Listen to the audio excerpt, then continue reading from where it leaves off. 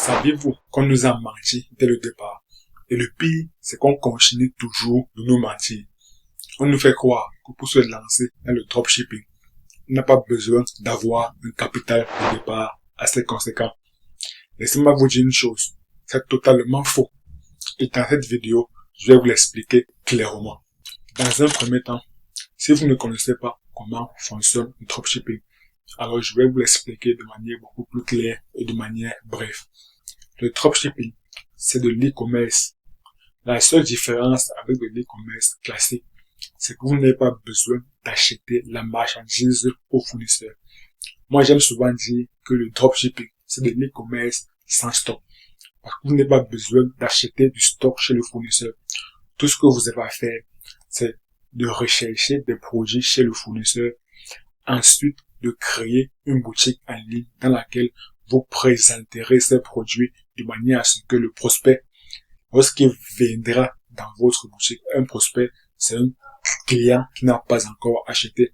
Donc, le terme prospect est beaucoup plus approprié que le terme client. Lorsque le prospect arrivera sur votre boutique, il passera la commande comme si les produits affichés dans votre boutique vous appartiennent. Aux yeux du prospect, vous êtes le fournisseur. Mais on sait bien que dans le business, le vrai fournisseur, c'est la personne qui détient le produit. Le prospect, lorsqu'il passera la commande, tout ce que vous avez à faire, c'est de prendre l'argent de la commande du prospect, d'acheter le produit chez le fournisseur. La bonne nouvelle avec le dropshipping, c'est que c'est pas à vous, en tant que vendeur, de livrer la marchandise, de livrer le produit au client. C'est le fournisseur qui s'en charge de la livraison du produit directement vers le client. La raison pour laquelle on emploie le terme dropshipping. Dropshipping, c'est un terme anglais. Si on traduit en français, cela donne livraison directe.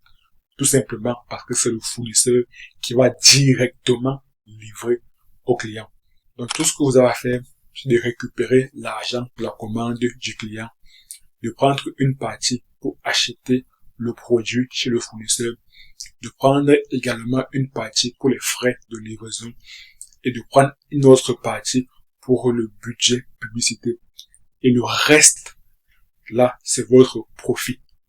C'est la raison pour laquelle la plupart des personnes pensent que pour se lancer dans le dropshipping, vous n'avez pas besoin d'un budget de départ conséquent parce que vous n'avez pas besoin d'acheter la marchandise. Sauf qu'ils oublient de vous dire qu'il y a des frais de livraison que vous devrez considérer. Sauf qu'ils oublient de vous dire qu'il y a le budget publicité qui est clairement la dépense la plus importante. Et vu que vous devez créer une boutique en ligne dans laquelle vous présenterez les produits du fournisseur, cela a également un coût. Et il y a plusieurs applications qui permettent de créer une boutique en ligne.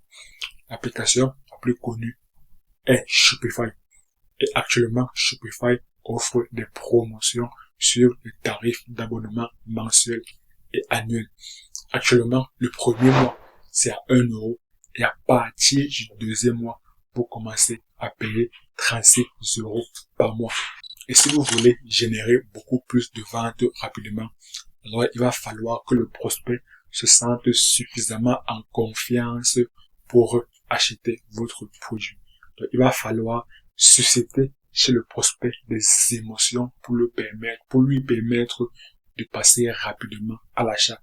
Donc, il faudrait prévoir d'autres coûts des applications qui s'intègrent parfaitement à Shopify. Donc, au lieu de 36 euros à partir du deuxième mois, on peut facilement monter à 100 euros au total, y compris les frais d'abonnement de Shopify.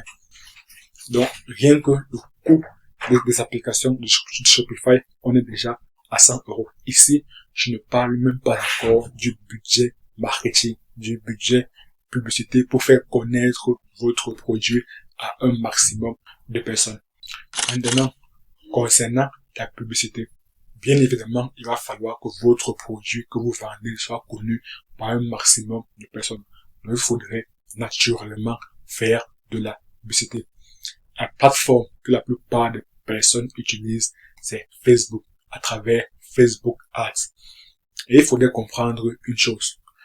Dans le dropshipping, il y a ce qu'on appelle la phase testing et la phase scaling. La phase de testing permet de savoir si votre produit répond favorablement au marché. Donc, à travers la phase de testing, vous devrez mesurer si vous avez généré assez de ventes ou pas. Si vous n'avez pas généré assez de ventes, alors clairement, il faudrait changer de produit pour trouver un autre produit qui va intéresser l'audience. Et si vous avez généré des ventes conséquentes, alors vous passez la phase de testing dans laquelle vous augmentez le budget publicité afin de générer beaucoup plus de ventes. La phase de testing, c'est uniquement pour tester et valider votre produit.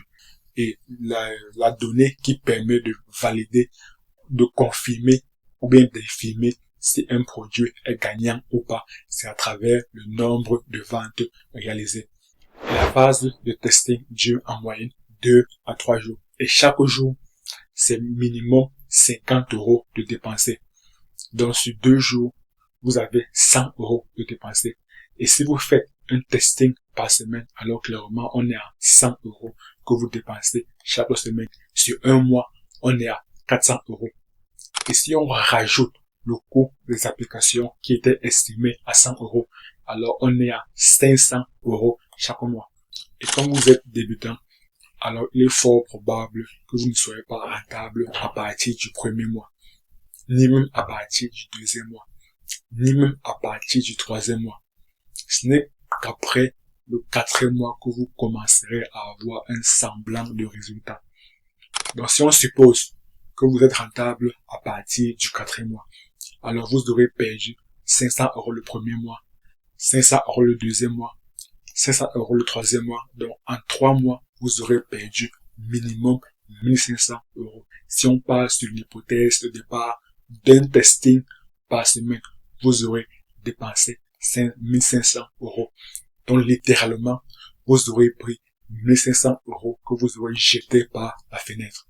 Clairement, ce n'est pas un business que vous devez lancer maintenant, surtout avec votre faible revenu.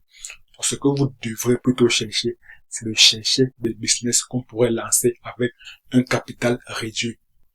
Et le meilleur business à lancer avec un capital réduit, selon moi, c'est tout simplement de créer une chaîne YouTube. Et si vous voulez savoir les raisons, chiffres à l'appui de créer une chaîne YouTube, alors cliquez juste la vidéo qui est en bas de l'écran. Et moi, je me retrouve tout de suite de l'autre côté. À très bientôt.